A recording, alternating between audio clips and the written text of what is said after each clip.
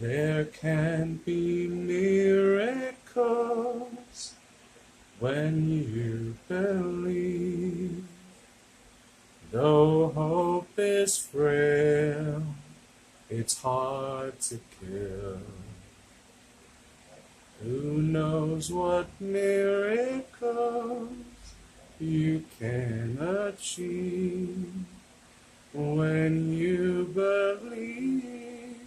Somehow you will. You will when you believe. I want to talk about belief. Thea, that's such a beautiful song. Why'd you end it by saying your voice? Well, got to get into the meat of the video here, you know? So, I don't know if I'm going to get through this video because I look like an overgrown, hairy hippopotamus ape. So, thoughts like that keep me from getting anywhere. But I'm going to talk about belief. I believe that belief. What's my problem with belief? I want to start by saying that belief.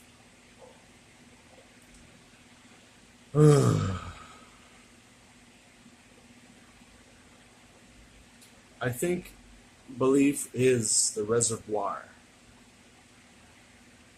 of energy that allows you to complete the tasks that you wish to complete. So, I have a large head.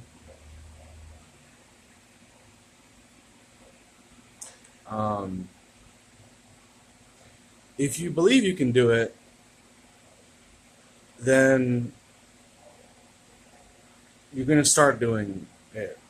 If you can see yourself, if you can project yourself into the future doing that thing and have faith, then you can begin. And then you might find some obstacle or adversary blocking your path. But belief has provided you with this reservoir of energy to overcome that obstacle or adversary. So, one example that comes to mind is the man that believed he could make windshield wipers. I don't know why that comes to mind, but, you know, cars once had no windshield wipers, and now they do because someone believed that he could make windshield wipers. I mean, you don't really think about it, but windshield wipers are pretty important when it rains, and they're pretty damn handy. So thank you to the man who made windshield wipers. I'm sure if he didn't believe he could make windshield wipers, he wouldn't have gone and made windshield wipers. So, extraordinary example, Theo. My God, you really hit the nail on the proverbial head, sir. Thanks for that. I appreciate that. Belief seems to also, in my mind, in my stately mind, open the avenues to truth and knowledge, whereas once they might have been blocked. So I think that's an important aspect of belief and what belief can do. For me, when I was young, for whatever reason, I thought, you know, I could be a movie director. I could make movies. And I believed that I could. And so now I've started the ball rolling down that path. And I can't say I've gone very far. But I do enjoy believing. And when I spend time by myself thinking about the story I'd like to create, things just come to me. Ideas and, you know, dialogues and interactions and imagery and beautiful, beautiful things that I love to think about. And so that right there is an example of belief at work. But on the other hand, there's all these reasons why I believe that I can't do it. So those things hold me back. And I've often thought that, you know, if I believe that I can really do this, if I really do believe, like, beyond the pressures that I have right now where I don't believe I can do it, then I would just start myself on that course and I would go down that course. It's kind of like if you've ever played Mario Kart, there's one stage called the Rainbow Road. It I don't like the black galactic sky and Rainbow Road, but besides that, it's kind of like that. It's like this super highway in the sky. That's how I would liken believing in yourself too. That's what I would liken believing in yourself too. So whether that's true or not, the first movie that I made, I mean the first, yeah, I guess, I made a 10-minute film. I think it's on my channel. You can watch it if you're interested, but I had a few attempts at making that. I remember I wrote the basic outline for it in Korea when I was visiting Korea, and I had one attempt at it, and this young kid saw me recording in his neighborhood, and he came and he kind of betrayed me. He was like, "Hey, what are you doing over here?" Then I started saying what I was doing, not feeling a little weird about it, and he ended up just stepping on one of the props. It was actually a pie, and then he ran away. So I was like, "Ugh, maybe I can't do this." So that was my first attempt, and I was also a woman came and said, "You can't be filming in this neighborhood," and that really did me in. Now, if I really believed in myself, then I think I would have overcome those hurdles somehow. I might have found another place to go.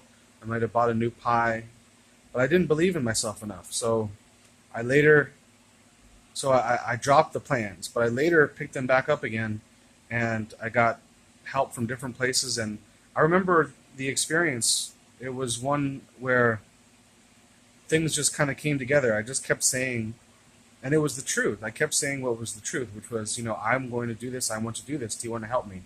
I just said that to people. I'm going to make a movie. Do you want to help me? Do you want to be in it? Do you want to do this? And people said yes. A lot of people, most people were very interested. So I ended up getting it done. And so that's kind of how I believe things will happen if I believe enough with the other film projects that I want to make. I'll get on that super highway and I'll start doing it. So there's some examples of belief and unbelief. But I guess I really want to talk about, so if I hold that as a constant, that belief kind of opens the doorway, sets you on the course, provides the reservoir of energy that you require to get the job done, to pursue your dreams. If I hold that as a constant,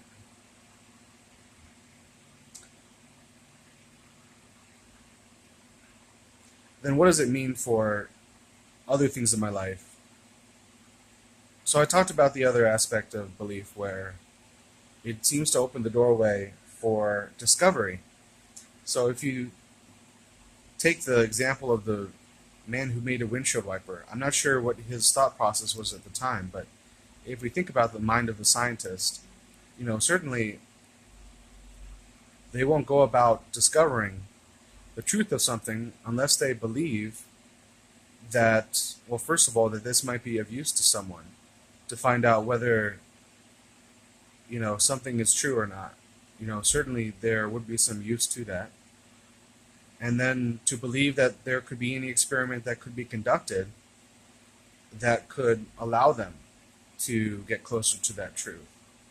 So there's a few beliefs in there.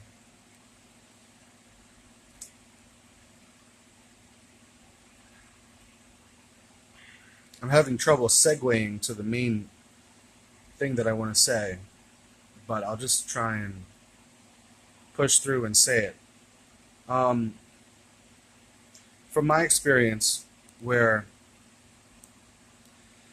I have seen what belief can do.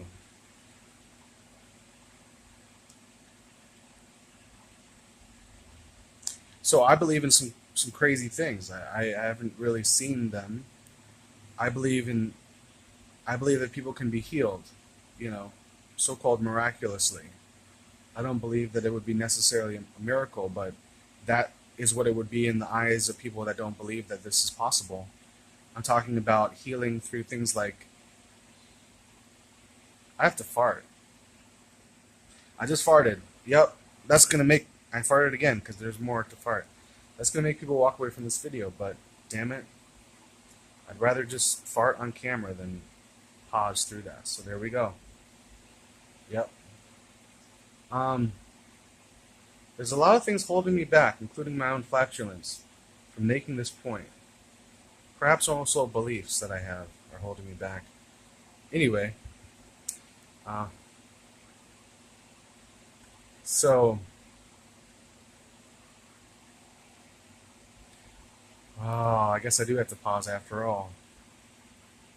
Oh yes, the crazy things I believe. So, as an example, I believe that people can speak to each other telepathically.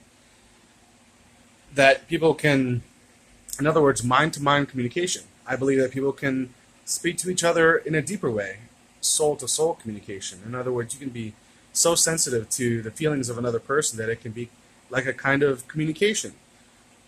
You could hear the language of another soul. And you can speak the language of your soul to someone else who is sensitive enough to, quote, hear it, quote unquote, hear it. Using that word as far as the soul's hearing. What's another thing I believe? I believe in telekinesis. I haven't seen it, but I've heard of it, and I believe in it. I believe that we can fly, that we can levitate. I believe that we can make objects appear out of nowhere. I'm not sure why I believe these things, but I do. And I'd like to see them happen. I saw this interview where this man was talking about magic, and the experiments that he conducted included some experiments where a test group of people believed that something could happen, and they basically allowed the space for that event to occur. And then they went to a group of people that didn't believe that happened, that could actually happen. And then the possibility was withdrawn. So I don't know if I'm being clear in that. Let me try to make it into an example. So let's say you make a pigeon appear out of thin air. If you're in a private location among people that believe that this can happen, then you can do it. If you move to a location where people can infect that small group of people, like let's say a larger group can infect that small group of people, they would prevent that event from taking place, the pigeon appearing out of thin air. So stuff like that, I think, is a real thing. So, you know, if you want to know why miracles don't happen, quote unquote miracles, if you want to know why people don't believe that telepathy occurs, people don't believe in telekinesis, or things of that nature, why people don't fly in our world today, well, that's because they don't, we don't widely believe that these things can happen. So belief seems to be the portway to the possibility of the things to happen. And for me, you know, I have this struggle, especially with my belief in God, but also in my belief in the spirit world. I really desperately would like to see ghosts, and I say that, you know, hesitantly, because it seems like an oxymoron or a contradiction to say that I really want to be able to see a ghost, but it hasn't happened to me because as I understand, it would happen if I really did believe that it could happen. So there seems to be this relationship between believing that it can happen and the possibility, you know, it actually coming about. I think I'm being a little redundant by this point, but I think I'm coming to the conclusion here, which is basically that what if it's true that we are so powerful as human beings? You know, I remember the quote from Jesus in the Bible where he said, these things you shall do and more. And he was speaking of things that he had done that were miraculous to those around him. I've always kept that quote near and dear to my heart, and I've always really believed that, and it has inspired my journey. But the flip side, the negative side, and the reason for the title of this video is that what if we are so powerful that we can create our own reality, which is kind of a new age concept. But what if we're so powerful that we could even create God? It hurts to say that. It really hurts because my feelings about God are very deep and personal, and I don't want to believe that that's true, but at least my logical mind, maybe it's my intellectual mind, I don't know, maybe it's the part of me that wants to deny God, or maybe it's true if it is true, but it hurts to say that. But I mean, I feel like logically I would have to admit, if we really are that powerful as human beings, if our belief does, dictate even the occurrences around us, what happens around us, then if our belief could allow us to fly, if our belief could allow us to, heal a disabled person in a wheelchair, if our belief could allow us to, move objects with our mind and make pigeons appear out of thin air, then perhaps our collective belief has created existence itself. And perhaps we're even, I don't know if that follows that we can actually create God, but somehow that belief comes into it. But, I mean, I guess I wonder, what if we create God through the power of our collective belief and are so lost from the truth that we actually created God to believe. I'm sorry, this is kind of a circular argument here, but we're so lost from the truth that we actually believe in this God that we've created. That's my deep, deep fear. And I'll leave you with that. Have a good day.